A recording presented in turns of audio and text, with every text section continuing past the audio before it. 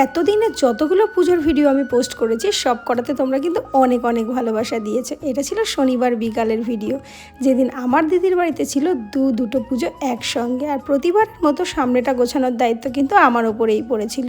তাই ঝটপট গিয়ে দেখি ওরা সব রেডি করে রেখেছে, আমি শুধু সামনেটা সুন্দর করে সাজিয়ে দিলাম। আর ঠাকুরমশাইও কিন্তু যথাসময়ে চলে এসেছে, এসে পুজোয় বসে পড়েছে। আর আমরাও বসে পড়েছি সবাই অঞ্জলি দিতে।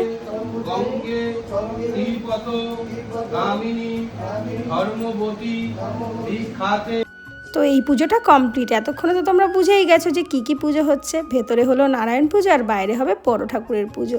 আজকে আকাশটা দেখেছো এত সুন্দর, ওয়েদারটা খুব ভালো ছিল, তাই পুজো করতে কোনো অসুবিধা হয়নি। গোছানো হয়ে গেছে আর ঠাকুরমশাই পুজোতে বসেও পড়েছে। চলো আমি তোমাদেরকে নারায়ণ পুজোর গোছানোটা দেখিয়ে দিই। এটা হলো আমার দিদির ঠাকুরঘর, এখনও অনেক কাজ বাকি আছে। সিংহাসন হয়নি, রেলিং দেওয়া হয়নি, নতুন বাড়ি করেছে তো আস্তে আস্তে হবে। আর এদিকে নারায়ণ পুজোর সিন্নি মাখাও কিন্তু শুরু হয়ে গেছে। চলো এবার ওদিকে বড় ঠাকুরের অঞ্জলি হবে, সেখানে বসে যাই।